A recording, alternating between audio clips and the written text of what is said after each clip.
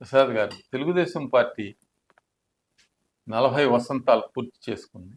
NT Ramarao గారి శతజయంతి ఉత్సవాలను కూడా ఇటీవల పార్టీ ఘనంగా నిర్వహించుకుంది.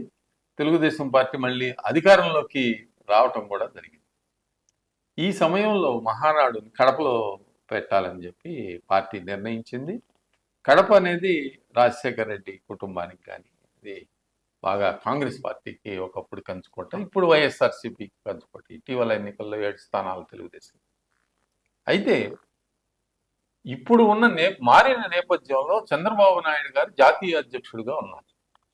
మరి ప్రధాన కార్యదర్శిగా లోకేష్ బాబు, ఇక ఆయనే ముఖ్యమంత్రిగా ఉన్నారు. చంద్రబాబు నాయుడు గారే. లోకేష్ గారు మరి ఆయన ఐటీ మినిస్టరు, విద్యాశాఖ ఆయన నిర్వహిస్తున్నారు. పార్టీకి న్యాయం చేసే వాళ్ళు ఎవరు?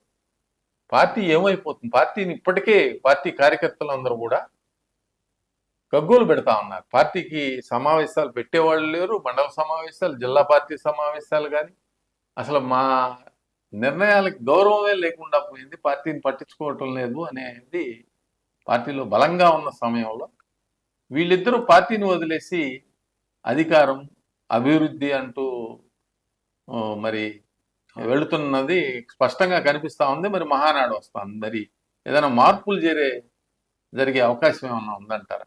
అంటే లోకేష్ గారు చాలా సార్లు నుంచి అంటున్నారు, 3 సార్లు ఒకే పదవి చేస్తే మరి పైకి వెళ్ళి ప్రమోట్ అవ్వాలి, అది ఒక టర్మ్ 2 టర్ములు పక్కన కూర్చోవాలి అన్నట్టుగా అంటున్నారు. ఇప్పుడు ఆయన జాతీయ ప్రధాన కార్యదర్శి 3 టర్ములు అయిపోయినట్టు. మరి ఆయన్ని అన్న వర్కింగ్ ప్రెసిడెంట్ చేస్తారా?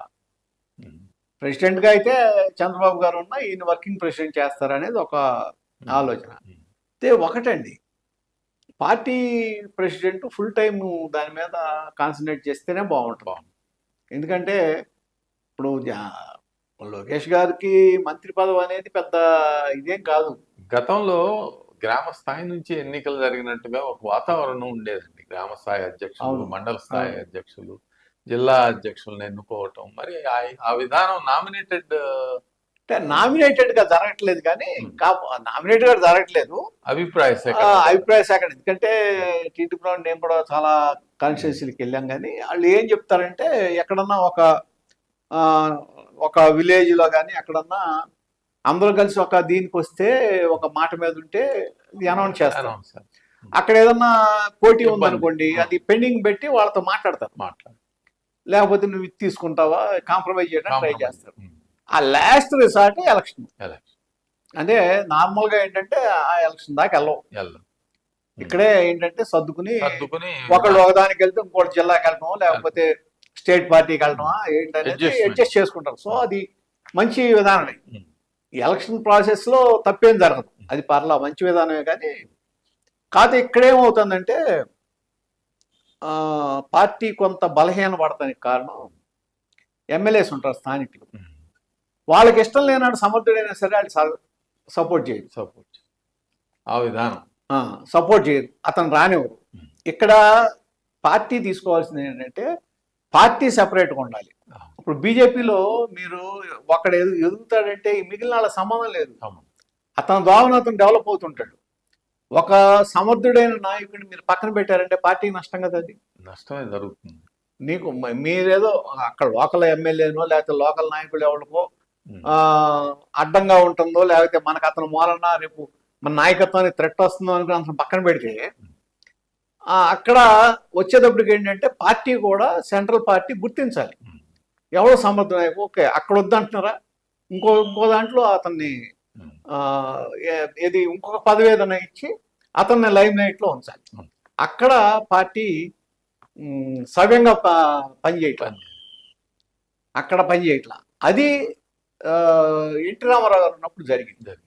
చంద్రబాబు గారు కూడా ఆయన కూడా ఫస్ట్లో జరిగినాయి. మొదట్లో అట్లాగే జరిగేది. ఏంటంటే నాయకుని గుర్తించి ఎవరు చేస్తున్నారు ఏంటనేది వాళ్ళకి ఏదో ఒకటి ఇచ్చేవాడు, ఏదో గౌరవం బ్యాలెన్స్ చేసేవాడు. బ్యాలెన్స్ చేయట్లా. అది ఏంటంటే అక్కడ స్థానిక నాయకుడిది ఏకఛత్రాధిపత్యం అయిపోతుంది, మొనోపలి. అక్కడేమవుతుంది, ఆ మొనోపలి మూలన పార్టీ నష్టపోతుంది. అక్కడ పార్టీకి ఏదైనా గాలి ఉంటే పైన గాలవడం లేదా ఓడిపోవటం. అట్లా కాదు కదా, ఇది క్యాడర్ బేస్డ్ పార్టీ. బేస్డ్ గా ఉండాలి కదా, క్యాడర్ బేస్డ్ పార్టీని క్యాడర్ బేస్డ్ గా నిలబెట్టాలి. స్థానిక నాయకత్వాన్ని సపోర్ట్ చేయాలి. అక్కడ కొద్దిగా ఫెయిల్ అవుతుంది పార్టీ. పొలిట్ బ్యూరో ఎంపికలో కూడా కొంచెం సరి చేసుకుని కొంచెం కాదండి, కొంచెం కాదు. మీరు ఇదివరకు నా 95లో పాలిట్ బ్యూరో కానీ, లేకపోతే తర్వాత చంద్రబాబు నాయుడు గారు పెట్టిన పాలిట్ బ్యూరో కానీ, ఇవాళ పాలిట్ బ్యూరో కానీ కంపేర్ చేయండి ఒకసారి. ఇప్పుడు చంద్రబాబు గారు చెప్పింది వీళ్ళు స్టాంప్ వేస్తున్నారు. అప్పుడు దిగ్గజాలు అప్పుడు ఉండేవాడు. ఏంటంటే ఆ ఒకళ్ళకొకళ్ళు చర్చ ఏం చేయాలి దానికి అనేది. అప్పుడు ఏమవుతుందంటే రిజల్ట్ పర్ఫెక్ట్ గా వస్తుంది. ఇవాళ ఆ దీంతో కంపేర్ చేసుకుంటే అసలు మీకు ఏమనిపిస్తుంది చెప్పండి? నథింగ్, అంతే కదా. అది ఏముంది, ఇప్పుడు పోస్ట్ మ్యాన్ జాబ్ చేసినట్టు అయిపోతుంది కదా. వచ్చిన దానికి ముద్రేసి పంపించేయటమే కదా పోస్ట్ మాస్టర్ జాబ్ అంటే. ఏముంది దానికి? అక్కడ డిస్కషన్ జరగాలి. ఆ ఉన్న వాళ్ళకి డిస్కస్ చేసే కెపాసిటీ ఉండాలి. అది కూడా ఉండాలి. సబ్జెక్ట్ మీద అవగాహన ఉండి డిస్కస్ చేసి దాన్ని ఏంటి అనేది నాయకుడికి ప్రజెంట్ చేయగలగాలి. ఇది ఏది ఏదన్నా ఒక ఉంటే ప్రోస్ అండ్ కాన్స్, చెడు మంచి, ఏది జరిగితే మంచిది, ఆ డిస్కషన్ జరగాలి. అది లేదుగా. అది ఇప్పుడు నారా లోకేష్ ఇంకా వర్కింగ్ ప్రెసిడెంట్ గా కాకుండా డైరెక్ట్ గా ఆయనే పార్టీ ప్రెసిడెంట్ స్థానాన్ని తీసుకుంటే వచ్చే నష్టాలు ఏమైనా ఉన్నాయంట? అంటే అట్లా జరగదు. ఎందుకంటే చంద్రబాబు గారు ఉండటమే కరెక్ట్. ఎందుకంటే ఆయన స్టేచరు వేరు. అంటే నేషనల్ వైడ్ గా కానీ ఒక లాంగ్ టర్మ్ రాజకీయాల్లో ఉన్న వ్యక్తిగా దాదాపు 40 ఏళ్ళ పైన రాజకీయ 78 నుంచి పైగా అనేక మందితో పరిచయాలు, ఆ వయసు వచ్చే గౌరవం, బ్యాలెన్స్ కూడా, ఆ బ్యాలెన్స్, ఇవన్నీ కూడా అవసరం. ఇప్పుడు లోకేష్ గారు అంటే కుర్రాడి కింద కనపడతాడు కదా. మీకు నేషనల్ లెవెల్లో ఫోకస్ అయ్యేటప్పుడు ఏంటంటే ఈయనకు వచ్చిన ఇంపార్టెన్స్ ఆయనకి రాదు. సో కాబట్టి అది కాకుండా మీరు యాక్టింగ్ ప్రెసిడెంట్ గా పెట్టుకోవచ్చు. కానీ అట్ ది సేమ్ టైం ఆయన ఫుల్ టైం మరి పార్టీకి కేటాయించాలి. ఎవరో ఒకళ్ళు కేటాయిస్తే ఈ ఉన్న మీకు ఒక్కటే చూడండి, చంద్రబాబు నాయుడు గారు అరెస్ట్ వరకు పార్టీ స్తబ్దంగా ఉంది, తెలుగుదేశం పార్టీ. ఒక్కసారి ఇదైన తర్వాత ఎట్లా రైజ్ అయ్యారో చూడండి. అంటే ఏంటి, ఎక్కడికక్కడ ప్రతి విలేజ్ లోనూ ఇది కనపడుతుంది. అంటే కార్యకర్తల బలం అట్టుంది, దాన్ని నిలుపుకోవాలి. దీన్ని నిలుపుకుంటే పార్టీ పరిస్థితి చాలా చక్కగా ఉంటుంది. నమస్తే ప్రసాద్ గారు, మరొక కార్యక్రమం మళ్ళీ కలుసుకుందాం. మరిన్ని అప్డేట్స్ కోసం మా కాయ్ టీవీని సబ్స్క్రైబ్ చేసుకోండి. మా వీడియో కనుక మీకు నచ్చినట్లయితే లైక్ చేయండి, షేర్ చేయండి. మీ విలువైన అభిప్రాయాలను కామెంట్ బాక్స్లో తెలియజేయండి.